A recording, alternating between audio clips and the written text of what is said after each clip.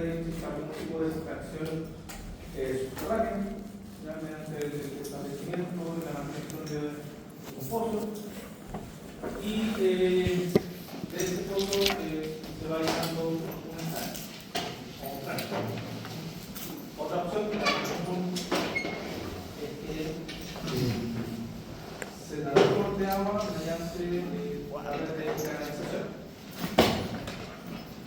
Donde va a dar origen a la canalización, y para poder generar esa canalización se van a recurrir una serie de elementos necesarios para la captación de agua. Entonces vamos a ver que en definitiva las obras que componen un sistema de riego en primera instancia van a va a depender de lo que conocemos como la infraestructura extrapredial.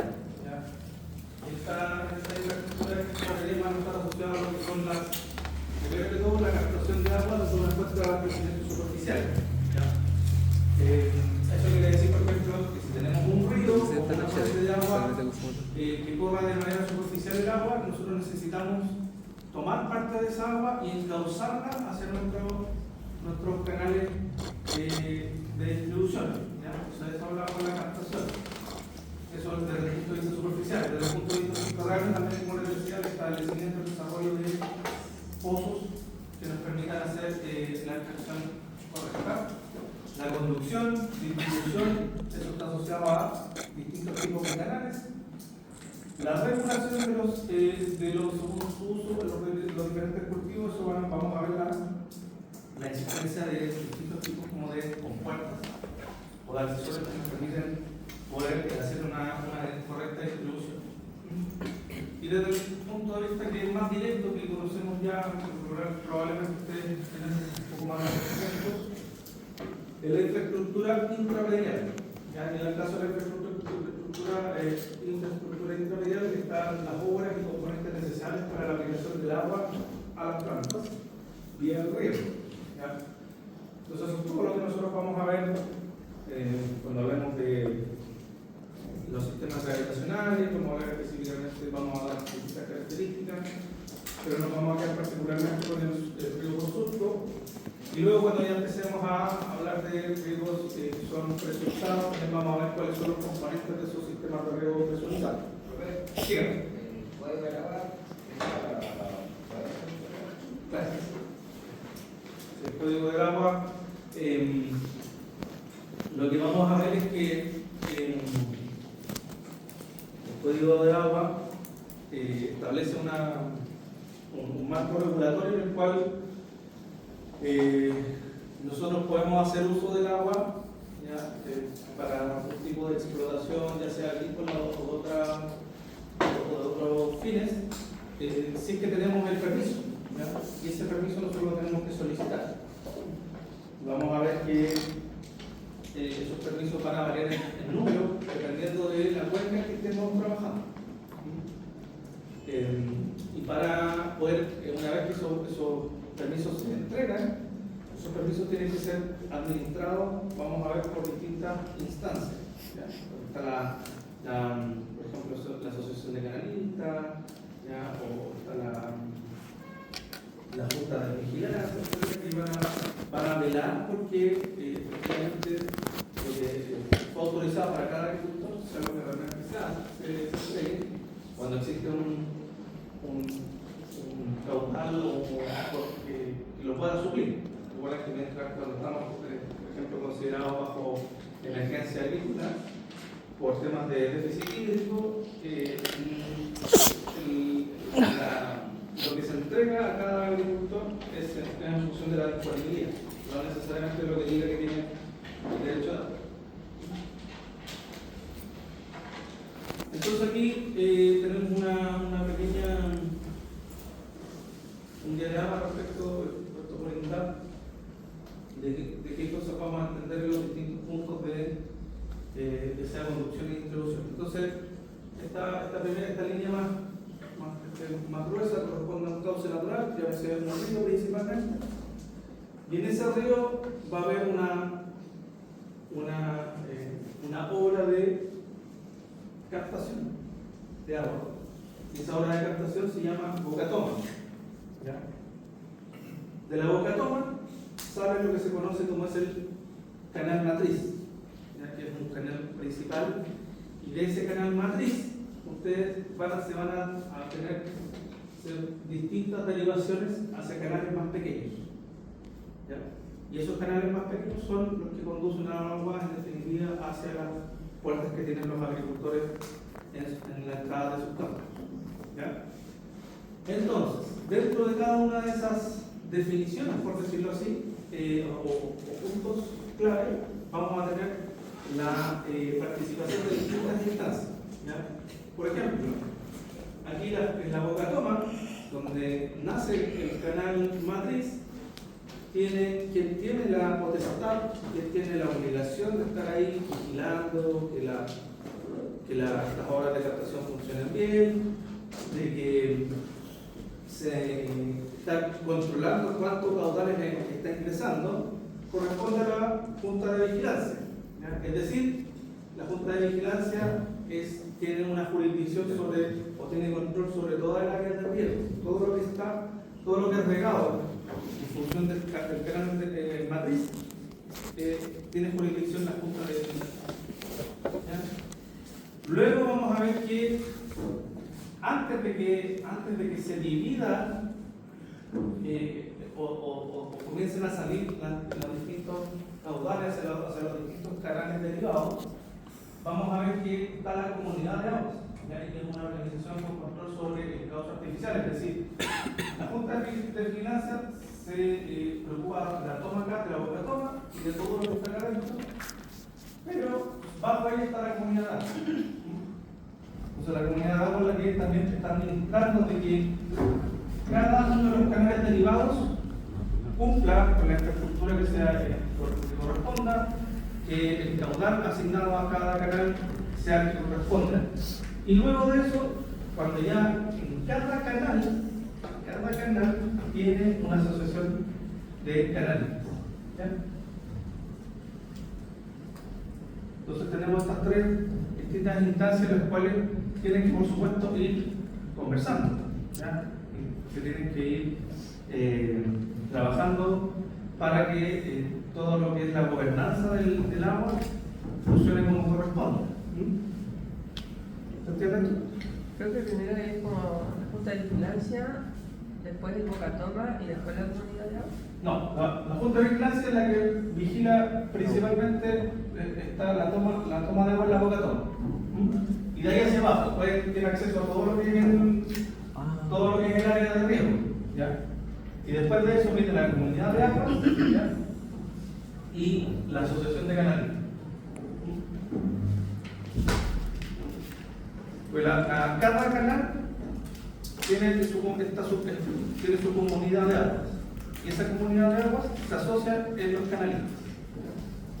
Porque todos dependen en este caso del mismo canal matriz. Entonces ahí, en teoría, se supone que, por ejemplo, se deben poner de acuerdo en cómo se ve la limpieza. Si cada uno, si termina ordenando que cada uno limpie su trecho de canal que le toca, o si no, que se pone algún dinero y se contrata un externo para que haga una limpieza general, ¿ya? También estas mismas, ya sea por ejemplo la comunidad de agua, la asociación de canalistas, las juntas de vigilancia, como esas tienen, todas tienen personalidad jurídica, ¿ya? Son personas jurídicas. Entonces, tener personalidad jurídica tiene la posibilidad de, por ejemplo, postular a fondos de subsidio público, ¿ya? Entonces, por ejemplo, llámese los concursos que tiene la Comisión Nacional de Riego, que tiene el INDAP, que tenga la CONADI, etcétera, un montón de cosas. Pueden postular ellos como distintos niveles de asociatividad. Pero cuando es de manera subterránea es lo mismo. No, cuando es subterráneo es independiente. O sea, No, esto está asociado a que desde el punto de vista de manejo de agua superficial. ¿Ya? Porque cuando ya es subterráneo, salvo como que se agruparon los agricultores, porque a lo mejor les falta agua superficial, ahí diría, porque en realidad la extracción subsuperficial tú la vas a hacer en un predio particular. Entonces ese predio particular es el que va a ser dueño de ese derecho de agua. Salvo como les digo que sea un lugar que sea común. Si la comunidad de la asociación de agralistas o la comunidad de agua tienen un pedacito de tierra, quizás ahí en algún momento podrían decir, oye, veamos si podemos hacer una extracción en conjunto. Por ejemplo, ¿qué es lo que hace? Acá está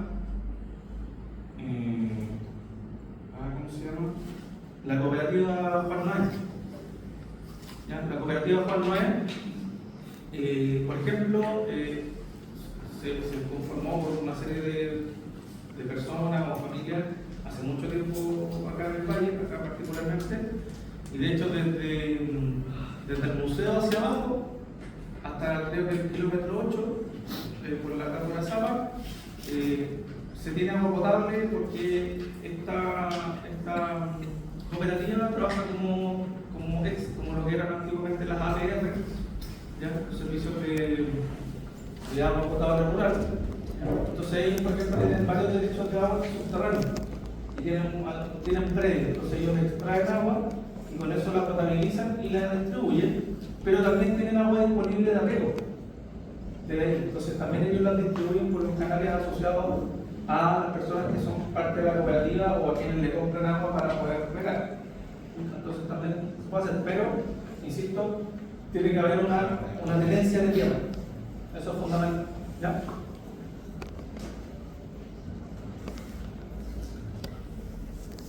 Entonces acá, por ejemplo, dentro de lo que son estructuras extrarradiales, nosotros vamos a hablar de boca toma, de canal principal y derivado,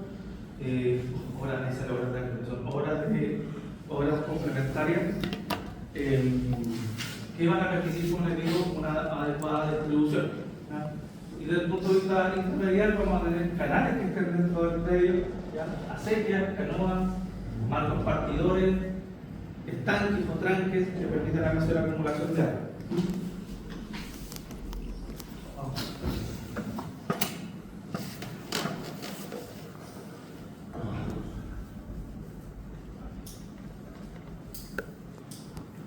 Bueno, hoy en día también tenemos lo que se conoce como infraestructura complementaria, ya que está relacionada principalmente en la infraestructura de riego como el establecimiento de unidades de energía renovables no convencionales, ¿ya?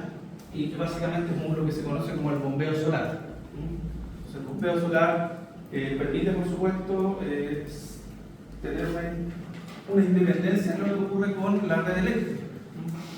No sé si algunos conocerán, por ejemplo, la realidad del valle, pero ya no sé si han visto que hay lugares que están muy lejanos, que se están cultivando y que normalmente no está llegando, por ejemplo, no llega la luz, entonces se tienen que colgar y tienen que hacer una serie como de arreglos para poder tener luz. Bueno, si ellos, por ejemplo, pudieran, si establecieran sistemas de energía renovable convencionales, podría ser una solución. Existen también subsidios desde el punto de vista de la CNR y tal, una serie de CONADE también. Pero, por ejemplo, hasta, no sé, ahora, hasta hace unos años, sabía que, por ejemplo, los proyectos de riego fotovoltaico, riego solar, no estaban permitiendo que se utilizaran baterías, ¿ya? Porque las baterías tienen una duración de aproximadamente 5 años. Entonces, por un tema de sustentabilidad, no querían que eso se comenzara a recargar rápidamente y generar un polo como de contaminación. El problema que tiene eso es que en definitiva la bomba trabaja directo con el panel y por lo tanto en días que ocurre esto, como lo que ya empezó a ocurrir ahora, que empieza a entrar la nubosidad que viene en la mañana, asociada a la Camanchaca, nosotros vamos, por ejemplo, tenemos gran cantidad de días en el otoño y en el invierno, en el cual tenemos nublado aproximadamente hasta las 12 del día y de ahí en adelante está despejado, ¿no? Entonces eso implica que, por ejemplo, los agricultores no podrían regar a primera hora ni durante la mañana, y a veces podrían estar regando en las tardes. Entonces eso claramente para muchos agricultores es un problema. Entonces yo no sé si eso se va a arreglar, pero sería lo ideal, ¿ya? Entonces esto sí puede haber, si existe, yo he visto algunos proyectos, por ejemplo, de Europa, que son bastante buenos, muchas hectáreas regadas solo con riego fotovoltaico. La otra también, las otras infraestructuras complementarias, pero que en realidad, por ejemplo, la que les voy a comentar ahora es obligatoria por la nueva modificación del Código de Agua, que es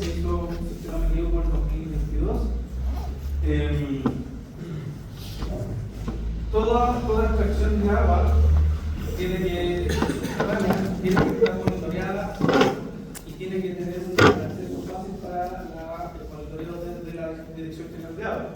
¿Qué es lo que se tiene que monitorear? El nivel, ¿ya? A qué profundidad está el espejo de agua, y por supuesto también se tiene que monitorear el caudal. ¿Cuántos litros por segundo, cuántos metros por segundo se está sacando? ¿Para qué? Para garantizar que efectivamente esté corriendo lo que está autorizado en para evitar el recurso. Entonces, ahora hay muchos servicios digitales, ¿ya? Que ofrecen que te instalan los sensores de nivel, te instalan los sensores de caudal, milímetro, y eso te lo con telemetría lo conectan a un servidor, y ese servidor deja la información en la nube y queda disponible para que cualquier persona pueda revisarlo, autorizado, por supuesto. Eso es principal y fundamental para que la DGA pueda estar monitoreando la extracción de agua de esos pozos. ¿A qué se refiere con medir el espejo de agua? Porque cuando tú haces traes, bombeas, el espejo de agua va a comenzar a bajar. Baja. Y en función de cómo esté el estado de la nava, ese espejo, después de que tú dejas de bombear, vuelve a subir. Pero si no, vuelve a bajar. O naturalmente, por condiciones de que hay muchas extracciones en el valle, comienza paulatinamente a bajar el nivel freático estático. Porque va a tener el nivel freático estático y dinámico. El estático es el que te digo yo cuando está en condición de sin extracción, y el dinámico es cuánto va a ir bajando cuando tú estás bombeando.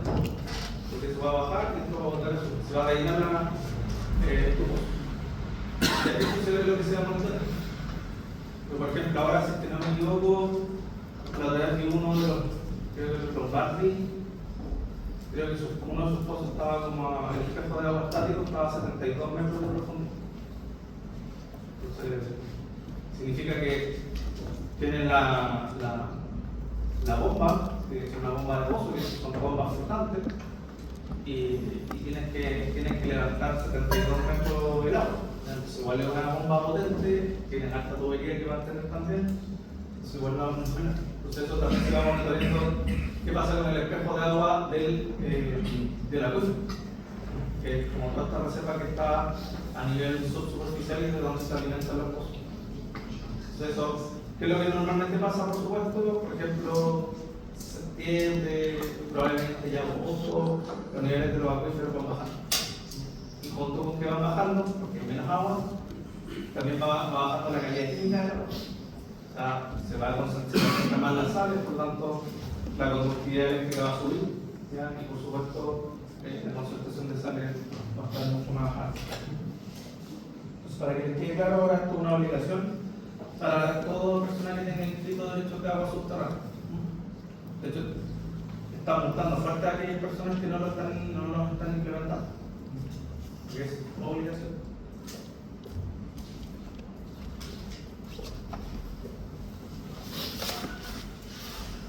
Entonces vamos a ver que las obras de captación o boquetoma son infraestructuras hidráulicas que se construyen en un río o un canal un gran tamaño, pero el objetivo de captar, o también como se conoce, desviar una parte o el total de agua que ocurre en el cauce.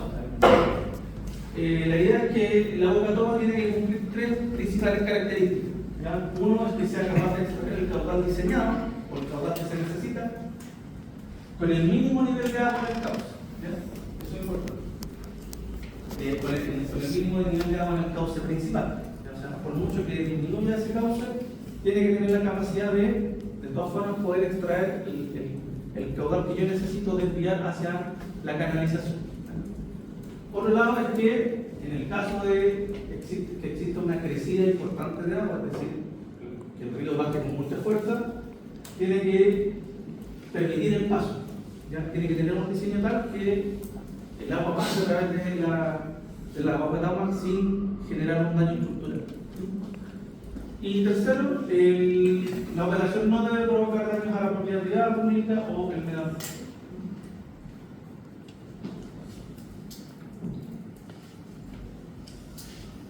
Entonces aquí hay una pequeña gráfica en la cual nosotros vamos a ver acá que aquí está el cauce principal. ¿Ya? Y acá es donde se fijan que existe una desviación. ¿Ya? Entonces, antes vamos a tener una infraestructura que se llama la estructura de control de la boca toma, pero la boca toma no es un lugar, no es que solo sea un solo lugar en particular, sino que la boca toma está compuesta por diferentes puntos. ¿Ya? Uno acá es por donde yo hago que salga o desvío el agua, y fíjense que entre el punto en que se desvía el agua del cauce principal a la primera estructura de control, que van a ser compuertas, aquí nosotros vamos a tener lo que se conoce como un canal o zanja de aducción. ¿Ya? Es decir, el canal de aducción es por donde la primera parte por donde yo desvío mi agua. Luego que me encuentro con la estructura de control, que básicamente es una compuerta, luego de eso yo voy a tener lo que se conoce como el canal de conducción. Es decir, desde ahí en adelante yo conduzco el agua que necesito utilizar, los regantes que pertenecen a esa área de riego para necesitar ocupar ya sea en uno o más canales.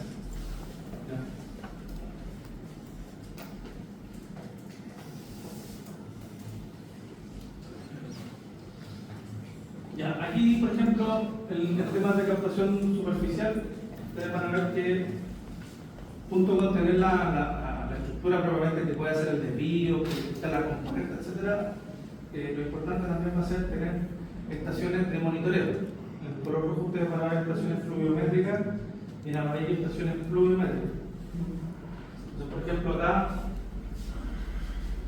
se tiene, por ejemplo, aquí poca toma, una estación pluviométrica aquí y acá.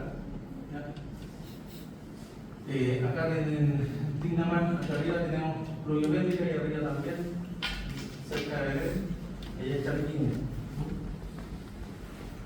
Entonces aquí tenemos un video principal. ¿Qué diferencia pluviométrica? Que se mide el caudal del río o de tu canal. Pluviométrica que se mide pluviométrica. Entonces ustedes observan, las pluviométricas se encuentran de precordillera hacia arriba, no se encuentran de precordillera hacia abajo, porque sabemos que hacia acá prácticamente no vamos a llueve. Pero allá sí, en Belén, Chaviña, en demás. De hecho, ayer mostraba un videito en redes sociales que mostraba que estaba lloviendo en Chaviña. Y en algunos casos, ustedes ven acá en el pozo de Albarracines, un poquito más abajo de acá, hay una monitoreo de calidad química subterránea. Se va monitoreando cómo va la composición química.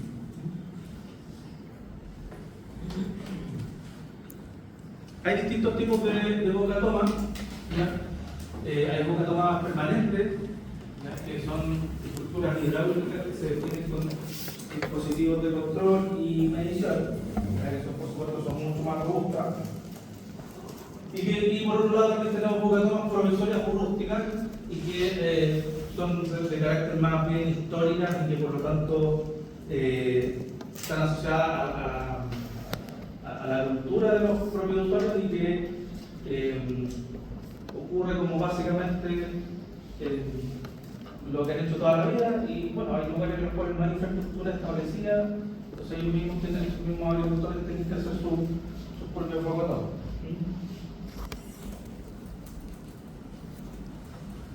Pues ahí es donde nosotros vemos estos dos puntos, ¿ya?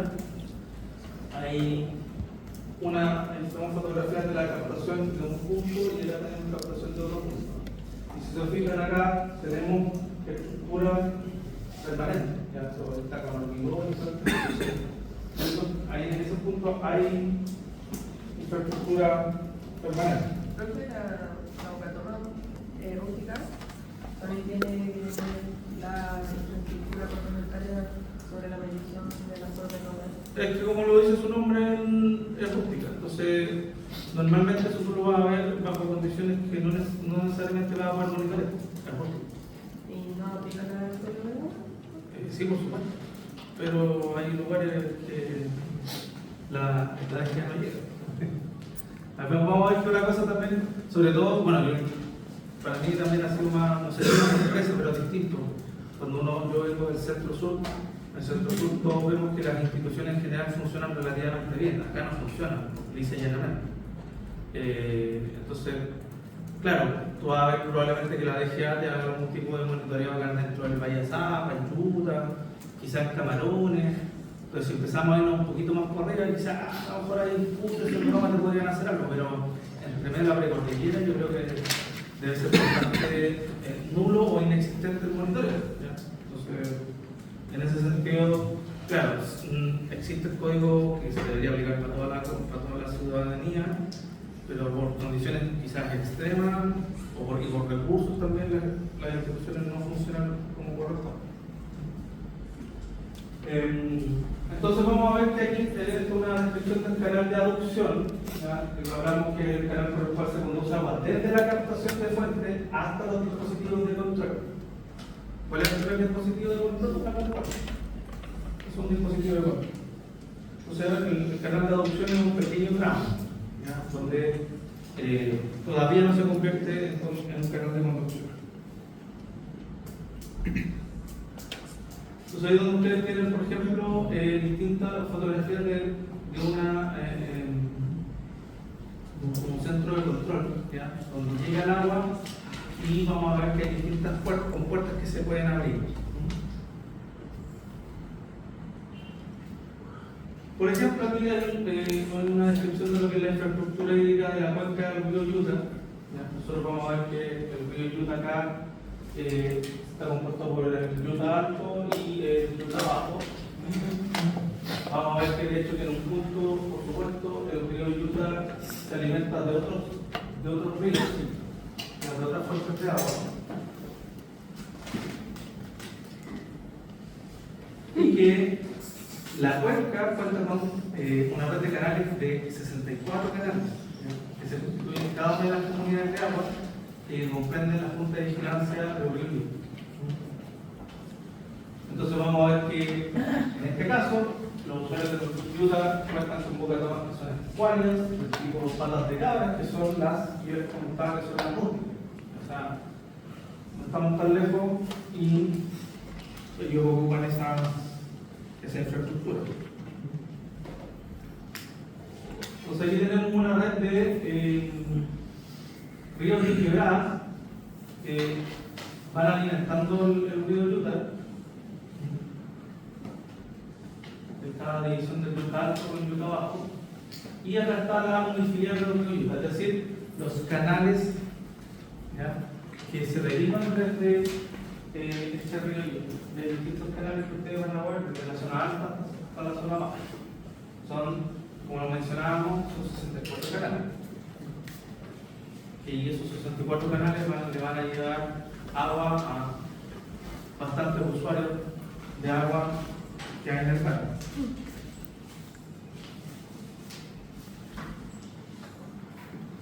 Entonces aquí tenemos lo que se conoce como una bocatoma temporal o rústica, ¿ya? Donde la que se conoce como la pata de cabra, son básicamente tres troncos que son de alguna forma soportados por una columna de piedras. Entonces, ¿qué es lo que se hace acá? Tenemos el cauce principal, ya en este cauce principal se instalan varias de estas piedras. Entonces, ¿qué es lo que se hace?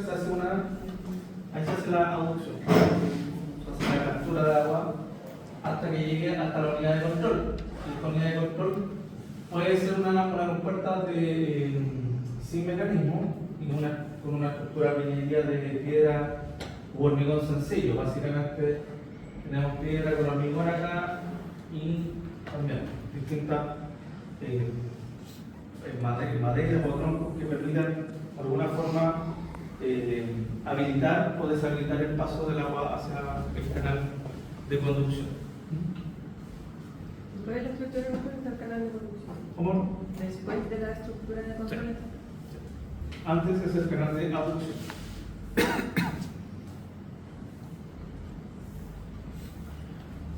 Entonces una serie de fotografías tomadas en lo que se conoce como el canal Core Beisar canal, en donde se hace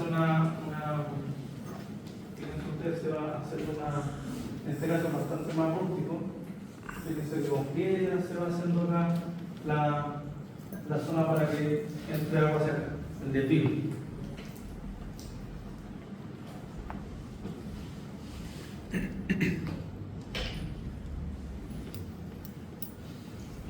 En el caso de las subocatamas permanentes, tienen un estándar de construcción y va a permitir su operación en forma continua y persistente en el tiempo.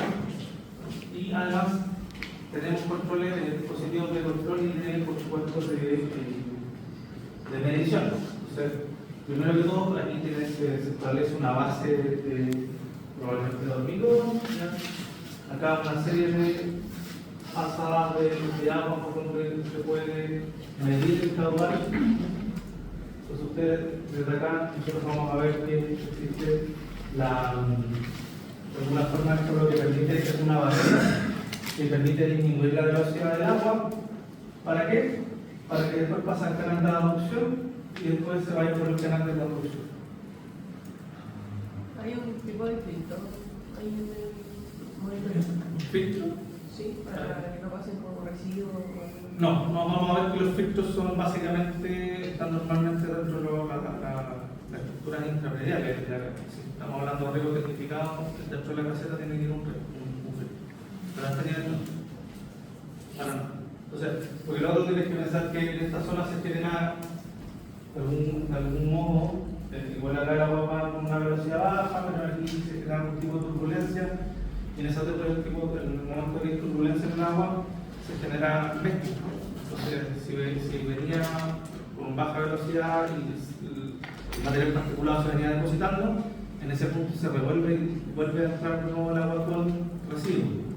Pero una vez que después entra el canal de conducción, y lo fijan acá, los canales de conducción que están bien hechos son canales amplios, ¿ya? Son anchos. Pues vamos a ver un poquito eso. Con lo que se conoce como la altura de la base del canal hasta el exceso de agua se conoce como tirante. Cuando nosotros tenemos que tratar de generar canales corridos, canales de conducción con un tirante bajo, ¿ya? Y eso se hace con una gran zona que sea amplia, y por lo tanto tú regulas la velocidad y al regular la velocidad logras que o induces una depositación de material dentro del campo. Con eso hace que de alguna forma vas entregando agua con menos material particular, pero que en algún punto se puede volver a mezclar con otro material particular cuando ya entra a los distintos predios.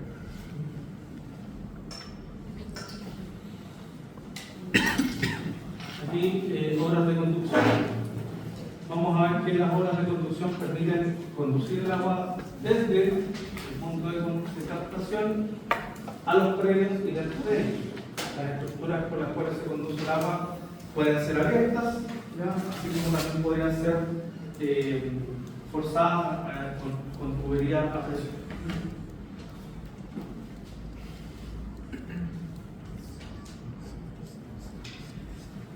Entonces vamos a ver que los canales en la historia de Chile existen desde mucho antes que llegaran los españoles. Entonces, en particular vamos a ver que en la costa centro peruana hay datos históricos que hablan de que hay canales de riego desde 1800 a.C. Y ahí en el extremo norte es posible encontrar algunas obras entre los 800 y los 2000 años antes de Cristo. Por lo tanto, nuestros antepasados que vivieron acá en la zona norte trabajaban con canalización.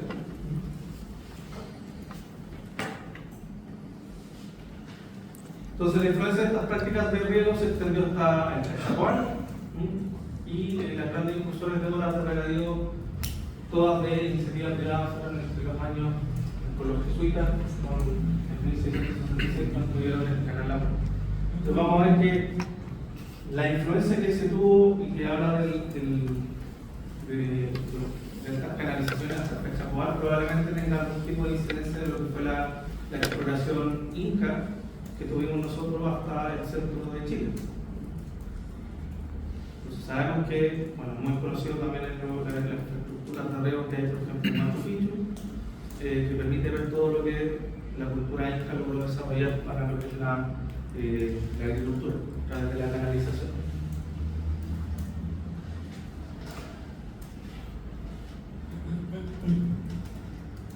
Entonces, para diseñar un canal hay que considerar diversos factores. Uno de ellos, o el principal de ellos, va a ser el suelo, ¿ya? El tipo de suelo que nosotros vamos a analizar, principalmente las características físicas, ¿ya? Entonces, cuál es la textura, cuál es la densidad aparente, cuál es la densidad real, ¿ya? Un montón de otras variables que nosotros podemos tener. También va a ser relevante cuál es la velocidad permisible de flujo sobre el canal. En general, los canales bien diseñados buscan que las velocidades no sean tan altas, que sean bajas, sobre todo considerando las probabilidades de ocurrencia de, por ejemplo, subidas importantes sobre cualquier río en particular. Entonces, para que no se generen instancias de peligro, se consideran bajas velocidades. También hay que considerar o estudiar o analizar cuáles son los tipos de sedimentos con los cuales se encuentra origen o que transporta el origen del agua. Por ejemplo, ustedes ven, por supuesto, todo el material que transporta o que ha transportado a través del tiempo el río San José, ¿ya? Colonia, de manera importante en buenos tramos, ¿no? Entonces, eso va, por supuesto, a generar o sugerir una cierta condicionante sobre el diseño de un canal derivado, por ejemplo, del río San José.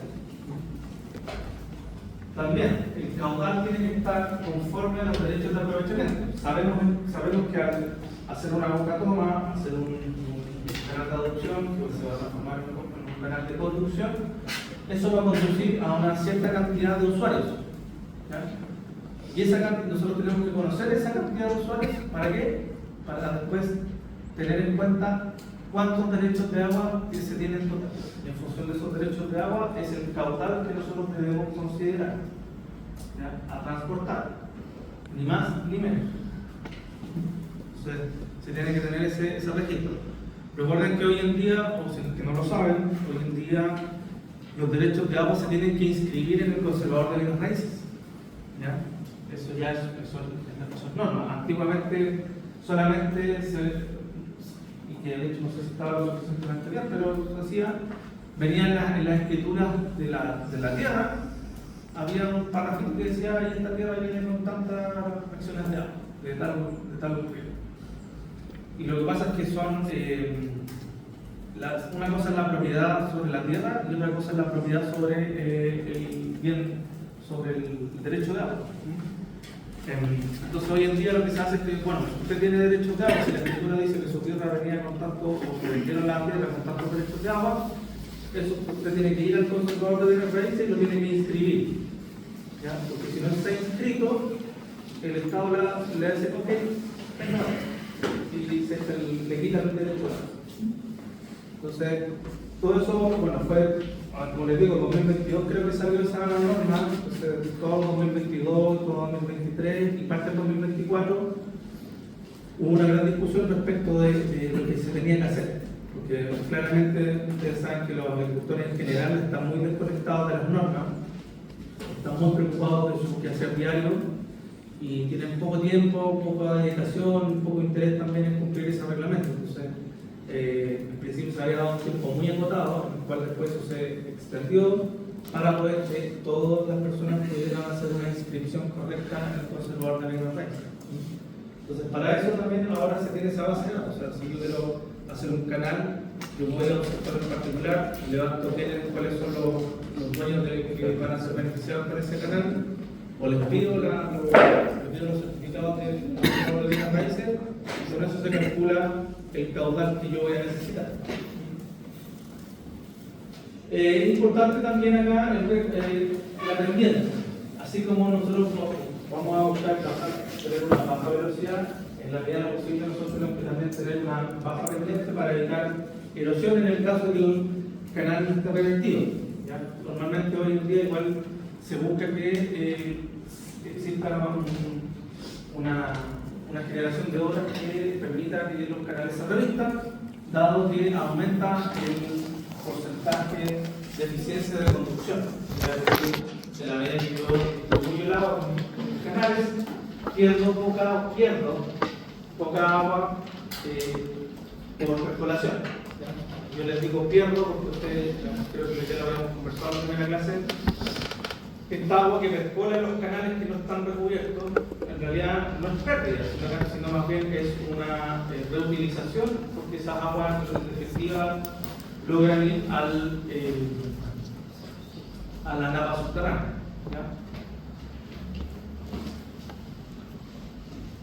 Cosas relevantes, ¿cuáles son las secciones más comunes? Las secciones transversales de canal. Tenemos una sección trapezoidal, tenemos secciones rectangulares y tenemos secciones triangulares. Normalmente, por ejemplo, la sección trapezoidal es la que se utiliza en canales de tierra, debido a que provee las pendientes necesarias para estabilidad y canales revertidos. Luego también tenemos la sección rectangular, normalmente en canales construidos de materiales estables, asociados, por ejemplo, a acueductos de madera, canales de escapado. Y en el caso de la sección triangular se usa para cunetas revestidas en las carreteras, para poder recolectar el agua que cae en las carreteras. También tenemos la posibilidad de una sección parabólica. Normalmente también se utilizan canales revestidos y por supuesto también se generan, lo podemos ver en muchos canales naturales. Acá existe una aplicación, o sea, bueno, un programa que se lo puede descargar para el computador o también se puede ver por internet, que se llama H-Canales, y la verdad es que es un programa bastante de uso bastante amigable, sencillo, que uno puede ir haciendo como diseño de canal. Por temas de tiempo nosotros no profundizamos mucho más en esto. Porque yo darle más énfasis a otras cosas, particularmente pues ya vamos a ver con el riego por surco y después el riego por aspersión. Otras infraestructuras que son de carácter extrarradial corresponden a los prediles. Los prediles que como acumulaciones que se van haciendo de material principalmente de colores que van de alguna forma marcándole camino a algunos cauces de agua.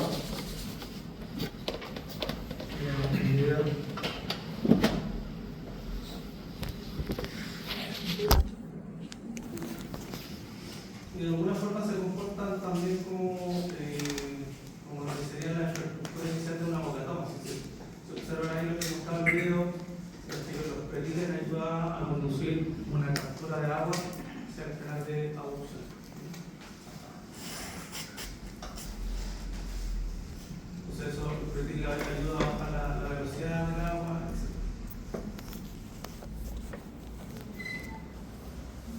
También esto es ya más de utilización como de infraestructura general más que de riego en sí mismo.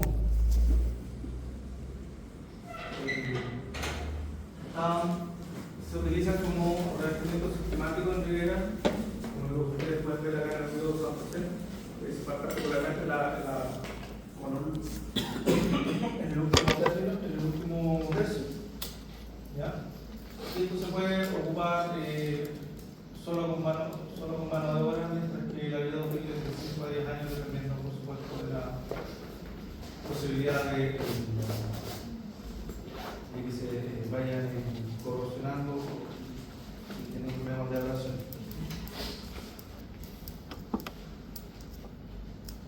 Aquí también tenemos infraestructuras relevantes que corresponden a, como lo que preguntaba Catalina, que teníamos filtros. Los filtros como también infraestructuras generales, movimiento de agua superficial se conocen los decantadores. ¿Ya?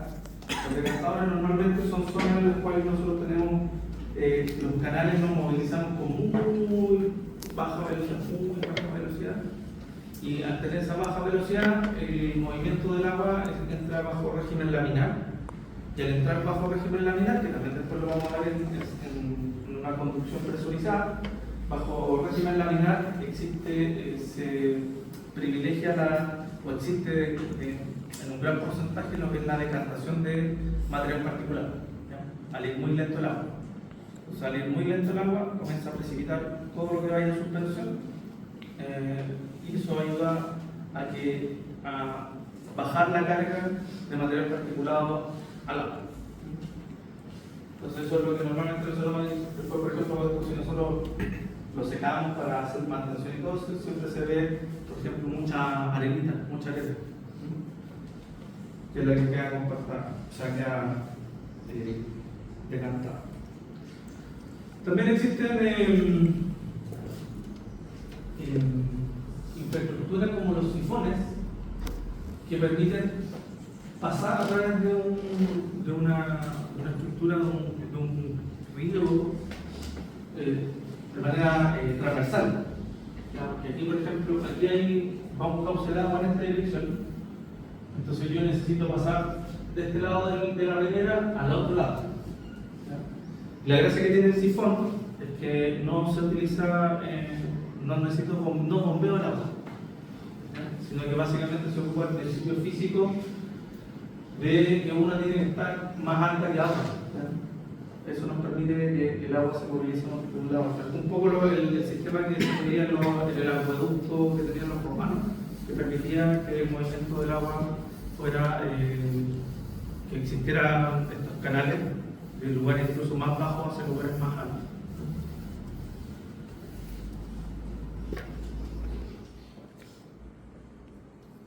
Aquí, por ejemplo, ahí está un ejemplo de esta infraestructura que va al canal principal.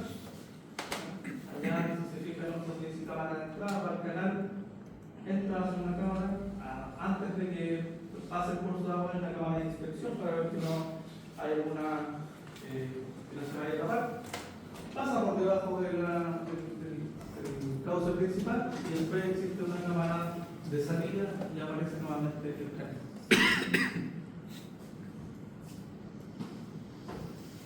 También existe lo que se conoce como un esquema de canoa, y este sí también se parece a lo que tenía un poco el general romano, que básicamente se levanta una infraestructura por sobre el río o el cauce que se quiere pasar. De hecho, acá tenemos uno acá en el valle, más abajo, cuando se pasa de este sector hacia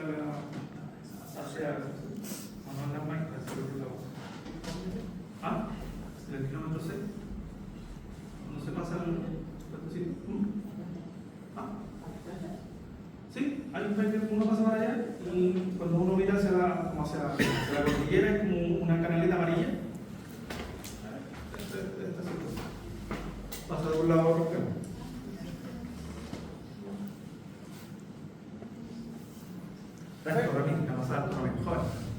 Ese del sifón se diferencia de que no hace esa bajada de nivel, ¿no? Sí. Así que normalmente va a depender, por ejemplo, qué tan amplio sea el tramo a pasar. Pero también va a depender, obviamente, del dinero disponible en el momento para poder hacer la obra. Aquí también tienen otro canoa o puerta de acueducto, en Pachica, en la quebrada de Tarapacá, y en Chusmixa también en Tarapacá. Tienen una que es una infraestructura con fierro y otra tiene una infraestructura más con hormigón armado. Entonces ahí ven, tiene la carga de agua con un colchón disipado.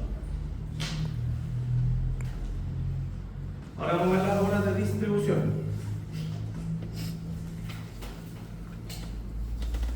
Vamos a ver que las horas de distribución son estructuras que permiten distribuir agua de acuerdo a los derechos de cada regante. Entonces vamos a ver que esto, en definitiva, las horas de distribución están dentro de los canales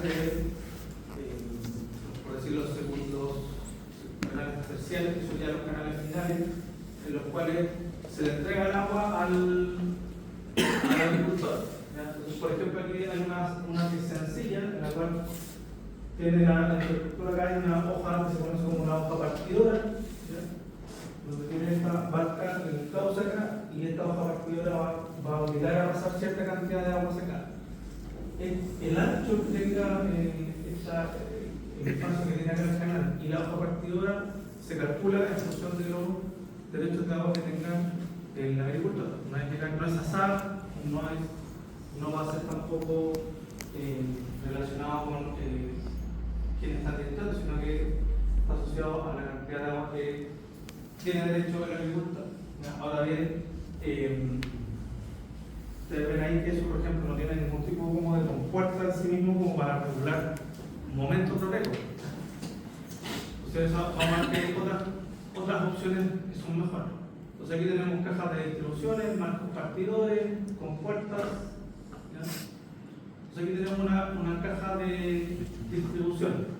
Entonces ustedes observan donde llega acá llega el agua y yo tengo distintas puertas que me van a permitir distribuir el agua hacia distintos caminos que van a llevar hacia alguna agricultura en particular. Entonces, dependiendo de quién tenga el turno de riego, yo voy a abrir o cerrar una o dos compuertas que van a desviar el agua hacia donde corresponde. Por ejemplo, si ustedes observan acá, en esta figura, aquí el marco está completamente cerrado y de hecho pueden ver allá que el canal está seco. ¿Ya?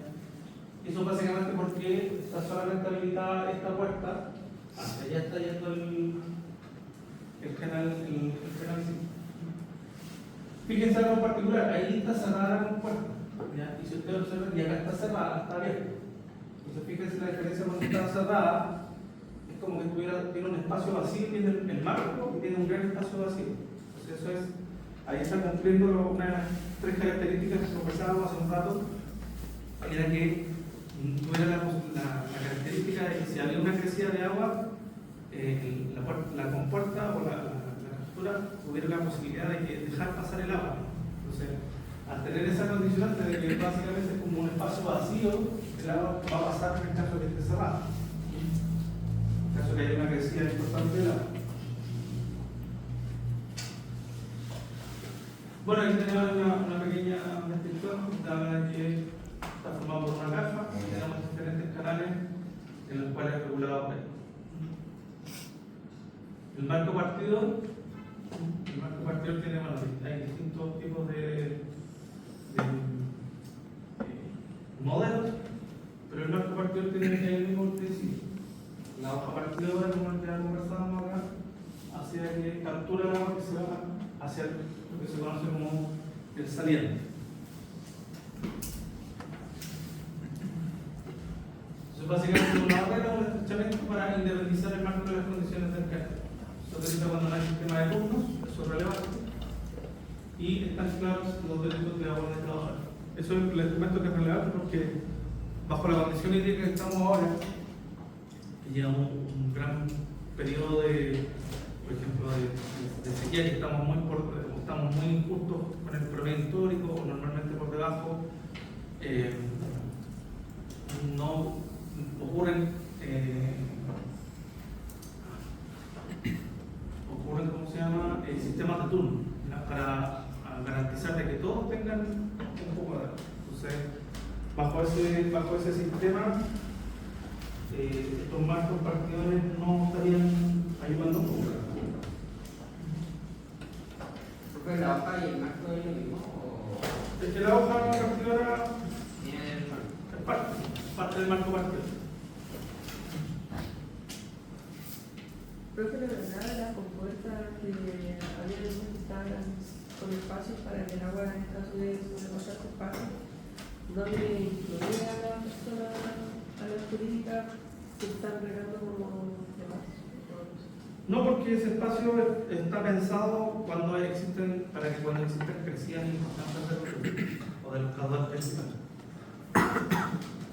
Porque el agua va a pasar igual hacia el canal. Claro, pero por eso existe.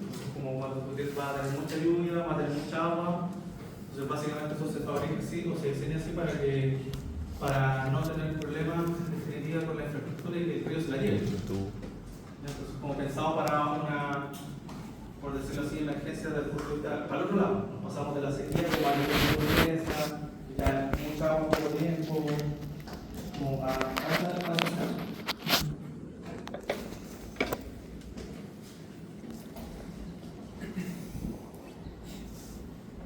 aquí hay bueno, son modelos distintos, un marco partidor de hoguera lateral y un marco partidor de barrera y aguja fija.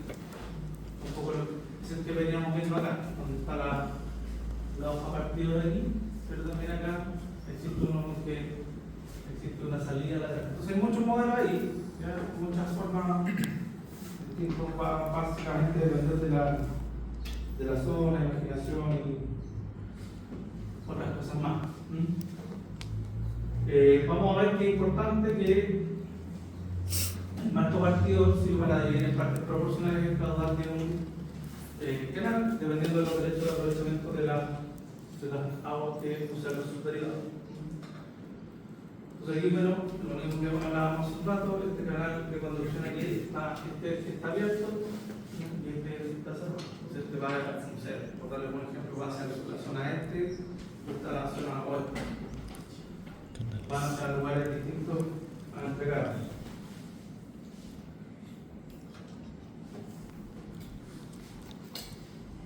Aquí vemos que hay dentro de lo que es una caja de distribución. Vamos a ver nosotros que aquí por donde entra el agua se llama la compuerta de admisión. Vamos a tener una compuerta de descarga. Aquí en el caso también, si esto se satura, se suba mucho el nivel, existe una tubería, una compuerta de descarga que tiene como un edificio y dentro de una puertecita, y esa compuerta va a ser una tubería de desagüe donde se va a devolver esa agua que esté en exceso, en el caso que existe.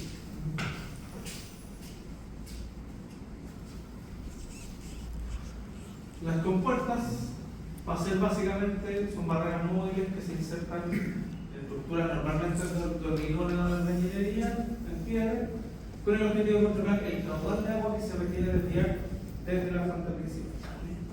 Aquí nosotros vamos a tener, este es como el modelo clásico, algunos tienen acá de manera circular que te permite ir abriendo, cerrando más fácil. Entonces uno va a tener aquí un pequeño diagrama de cómo esto se construye. ¿Ya? Está en la idea acá, está la infraestructura, este como eje central te permite subir o bajar la compuerta y poder acceder a agua que corresponde o básicamente cerrarlo sin que el entorno lo amerita. También existen acá en Lama y en Camilla puertas artesanales, son logradas en canales de piedra. Estos son canales de piedra, fíjense ahí, esa es la compuerta artesanal, que todavía por supuesto existe acá en el centro de Atacama. Aquí van a ver otros tipos de compuertas, pero en general ahí está en Camilla también en Camilla, pero fíjense que aquí ya tienen canal acá, tienen compuertas que son de fierro, que permiten hacer una apertura más rápida, más clara.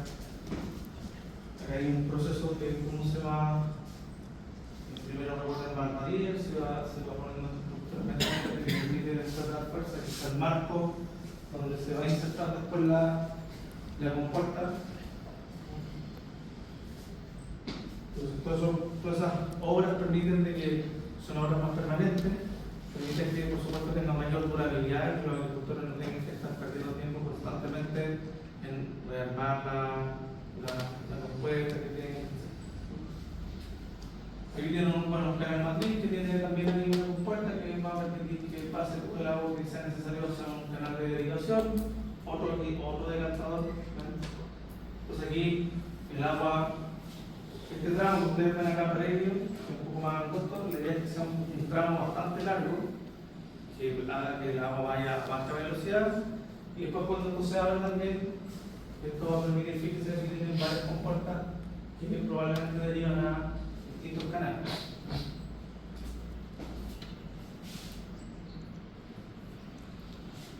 También nosotros vamos a necesitar tener obras de medición, lo que se conoce ¿para qué? Para aforar. Nosotros vamos a conocer el aforo como la determinación o la medición de cuál es el caudal que está llevando un cierto caudal. Entonces, insisto, siempre en cualquier nivel es muy relevante saber cuáles son los caudales que estamos conduciendo. Entonces vamos a ver que el caudal se define como la cantidad de agua que pasa por un punto o una sección de un canal durante un determinado tiempo. ¿Ya? Si nosotros hacemos de alguna forma la descomposición del caudal, vamos a ver que es un volumen en un tiempo determinado.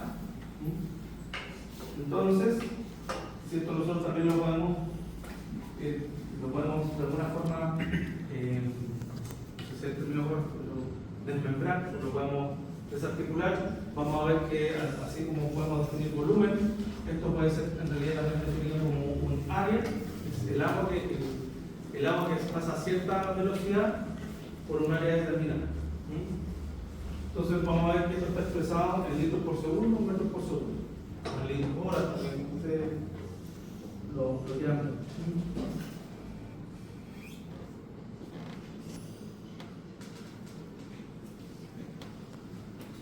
Entonces vamos a ver que los sistemas de reparto de agua, vamos a ver que existen caudales instantáneos y mixtos, ya que básicamente un caudal instantáneo más un sistema volumétrico. ¿Y qué significa un caudal instantáneo? Que básicamente el que se entrega en la bocatoma de cada canal, el caudal que se señala en los títulos de dominio de agua de los parceleros, y se utiliza como uno o más caudales de referencia para el reparto en función de las fuentes de origen. Si el caudal disponible no logra cubrir el 100% de los derechos, este será distribuido de manera proporcional a cada parcelero. Ya lo que veníamos conversando hace tiempo. En el caso que estamos en la condición de déficit hídrico, el déficit hídrico va a tocarles a todos por igual.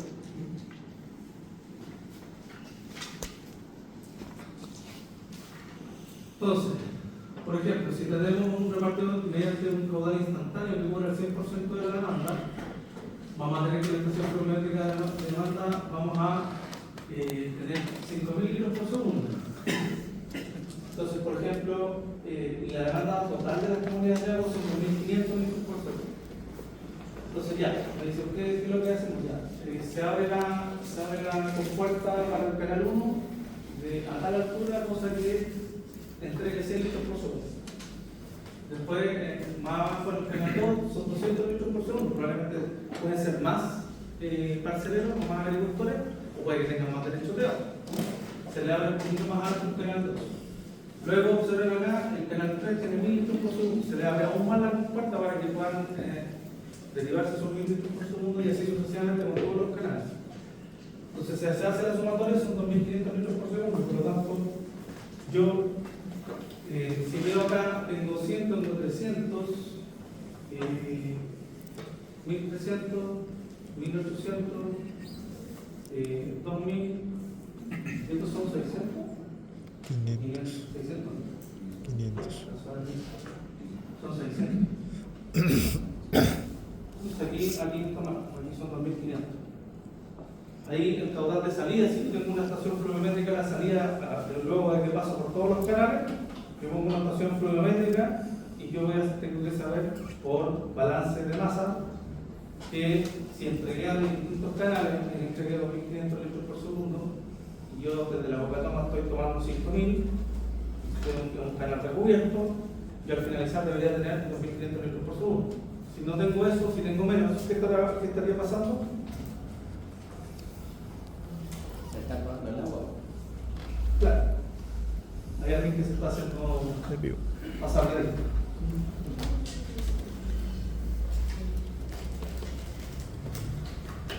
En cambio, el sistema mixto habla de un caudal instantáneo más un sistema volumétrico. En este caso, el reparto mediante un caudal instantáneo es la manera principal, pero algunos parceleros se les distribuyen mediante un sistema volumétrico. ¿Cuáles son las consideraciones del sistema volumétrico? El agua está asociada a una hora de recuperación, la unidad de referencia es la acción, sobre la cual se determina un volumen de agua a partir de función del disponible. Y el agua que se entrega al agua que toma de cada canal de manera paulatina. No es todo al mismo tiempo, sino que es cada uno. Vamos a ver. Entonces, en este caso, mediante un sistema volumétrico de 1000 metros cúbicos por acción. Entonces, aquí se va a repartir 1000 metros cúbicos por acción entre el 1 de mayo y el 30 de abril. Entonces, se entrega los volúmenes de acuerdo a demanda hasta ocupar todo el volumen disponible en la temporada. Entonces, por ejemplo, el canal 1 aquí tiene 100 acciones de agua y si yo tengo 3000 metros cúbicos por acción, significa que yo tengo que entregarle 3000 metros, 300.000 metros cúbicos durante toda la temporada. Entonces, eso va a ser según demanda. ¿Ya? Por eso es un sistema mixto. Luego acá también el canal 2 tiene 200 acciones, por lo tanto tengo que entregar 600.000 metros cúbicos por la temporada. Y así sucesivamente. Entonces, esta es una forma diferente de entregar agua, ¿ya? A diferencia del otro que yo siempre estoy entregando de manera nominal en función del requerimiento que se tiene por acción. Y en este caso va a depender un poco más de la demanda. Entonces ahí se tienen que ir coordinando adecuadamente los usuarios. Porque puede que uno esté cultivando una cosa y otros agricultores otra cosa que tienen demandas o máximos de demanda en momentos diferentes. Entonces, claro, si yo partió la temporada del riego y a lo mejor probablemente yo no necesito tanta agua al principio.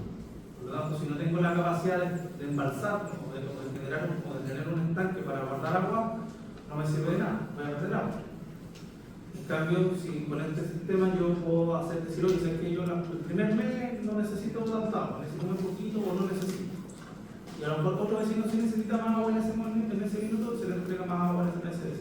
Entonces, permite optimizar un poco mejor el uso. ¿Cuáles son las clasificaciones o métodos para medir el caudal en canales? Vamos a tener métodos directos y métodos indirectos. Entonces, dentro de los métodos directos vamos a tener aforo de agua, más conocidos son los siguientes. Tenemos un método volumétrico, método gravimétrico y el método químico o dilución por trazadores. Y los métodos indirectos, que son como normalmente los más utilizados, va a ser una utilización de esta relación de área y velocidad, en donde nosotros tenemos el más común es el método del trazador, donde tenemos simples, dobles o bastones, molinetes, de eje vertical o cazoletas, o de eje horizontal o de hélice, o un tubo de pilot y medidores acústicos o de ultrasonido. También tenemos la relación escala versus gasto y escala basada en contracciones. Pero como les decía yo, el más conocido, o sea, los más utilizados normalmente son los que se utilizan con área y velocidad. ¿Cuál es el método volumétrico? Básicamente es, de alguna forma, poder llenar un estanque o algún artefacto que sea de volumen conocido, ¿ya? Y por lo tanto yo voy a conocer, como sé el volumen, ¿qué es lo que voy a hacer yo? Voy a medir el tiempo en que se llenó ese recipiente. Entonces, volumen dividido tiempo me va a dar el caudal. Esa es una cosa. Va a depender netamente de las posibilidades que tenga cada uno. La otra opción es un método basado en la dilución con trazadores. Ya está basado en la ley de Lavoisier, donde la masa no se crece, se destruye, solo se transforma. Entonces, se aplica un producto químico al flujo, donde la masa total de este debería mantenerse y su concentración debería cambiar dependiendo del caudal. Esto está recomendado para corrientes muy anchas, para corrientes de poca profundidad, ríos torrenciales, alta pendiente, lechos mentales, en definitiva, lugares que son complejos de medir de la otra forma. Los métodos indirectos que están asociados a las relaciones de área y velocidad, por ejemplo, en el caso del flotador, ya que eso se puede hacer con un par de corchos nomás. ¿Qué es lo que hacen ustedes? estacan o generan hacen dos estacas que estén distanciadas por 10 metros aproximadamente, o 20 metros si quieren. Y junto con eso ustedes tienen que conocer la sección transversal del canal para poder calcular el área que tienen. Entonces ustedes, ¿qué es lo que hacen? Dejan el flotador aguas arriba y ustedes van a medir el tiempo que se va a demorar en trasladar desde una estaca a otra, lo cronometran. Entonces aquí ustedes van a tener que el caudal va a ser igual al área, que les comentaba ahora, el área del canal, la velocidad, ¿ya? Por un factor de corrección de la velocidad. ¿Ya? Y con eso ustedes van a poder tener fácilmente el caudal. Otra forma es lo que se conoce como el molinete, ¿ya? Que básicamente que dispone son un aparato que dispone de hélices que giran a una velocidad proporcional a la velocidad del agua y se dispone de un medidor que registra el número de revoluciones por unidad de tiempo. Eso es una forma también de hacerlo, pero no sé qué tan fácil será en realidad obtener el molinete.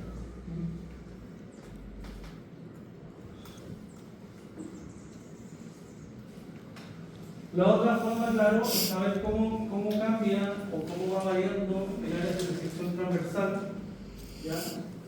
Y eso va a permitir de alguna forma graficar el área.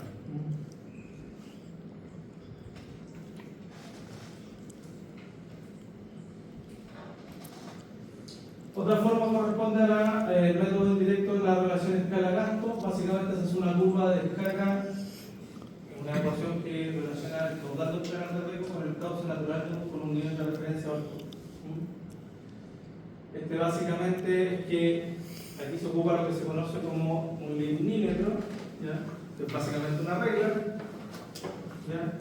Y que nosotros al conocer poder determinar a qué nivel llega la lectura el espejo de agua, nosotros vamos a poder saber por relación de caudal y de área, en definitiva, cuál es el caudal correspondiente.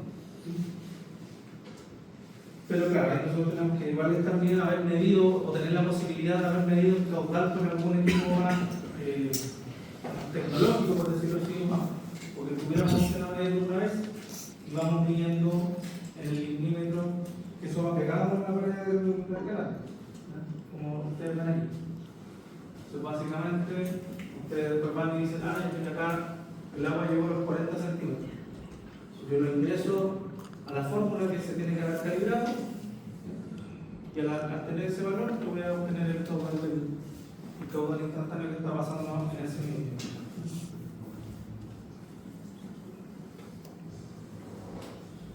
Otra opción que se conoce o se asocia a basados en contracción, estrechamiento de las secciones transversales, se conocen como estructuras hidráulicas, perforadores que permiten medir también el caudal del agua asociado también a el estrechamiento de sección por la tasa. Hay distintos tipos, uno de los más utilizados que nosotros vamos a poder ver acá en la agricultura muchas veces está asociado al perforador tipo Parcher, que básicamente corresponde a eso. Tenemos esto es como una imagen, es una lata que tiene un cierto ancho acá y después ese ancho se va reduciendo, se mantiene el ancho y después vuelve a ensanchar. Entonces, ¿qué gracia tiene eso? Es que nosotros calibramos también, en monitorear la altura en la zona más estrecha, nosotros medimos la altura de agua y eso va a estar también calibrado para nosotros saber cuál es el caudal en función de la altura de agua que esté en el estrechamiento. Y eso puede ser, por ejemplo, puede ser uno portátil, como pueden ser algunos aforadores que queden en el terreno. Estos son estrechamientos también que son como in situ. Por ejemplo, ahí nosotros estrechamos ahí con una estructura de alguna forma y nosotros vamos a saber el ancho por donde está pasando el agua y la altura. Entonces también se puede Ahí tenemos lo que se conoce como un vertedero rectangular y un vertedero triangular. ¿Ya? Pero para eso, insisto, tenemos que tener la infraestructura in situ, que no siempre es como muy posible.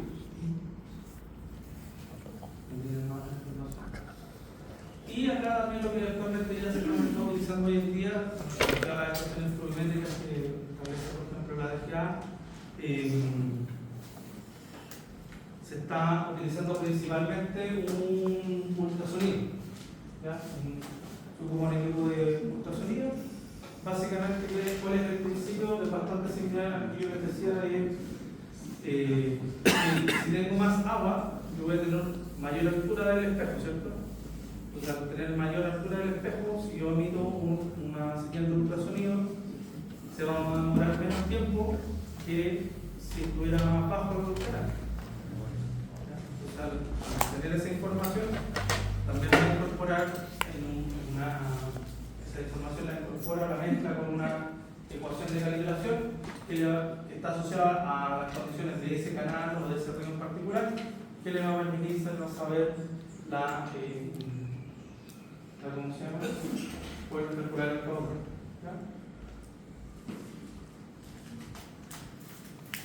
¿Cuáles son las componentes principales de una estación fluvimétrica? Bueno, vamos a tener, por supuesto, un panel solar que nos va a permitir cosechar energía del sol, una batería, ¿ya? Vamos a tener un regulador de carga, ¿ya?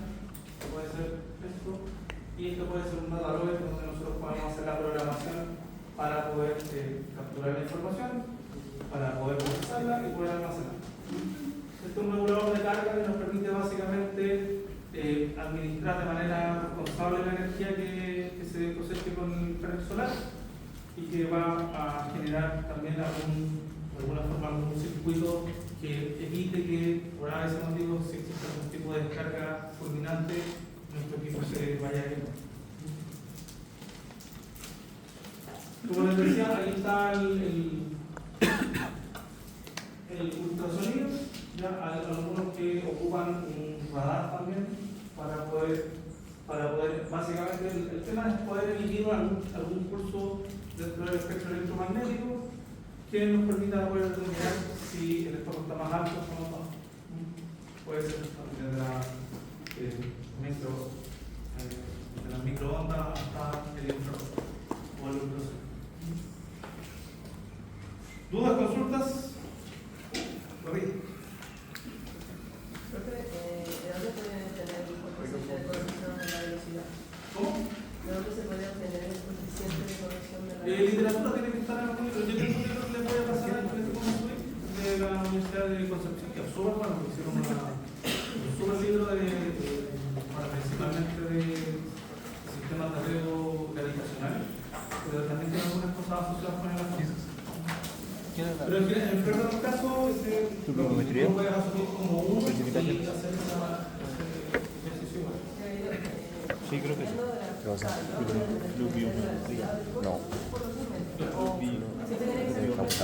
Puede ser más, 10, 20 minutos. Y la pluviometría mide la pluviometría. No, pluviometría eran precipitaciones. Y la pluviometría. En la otra semana, 2 semanas más, tiene la semana más.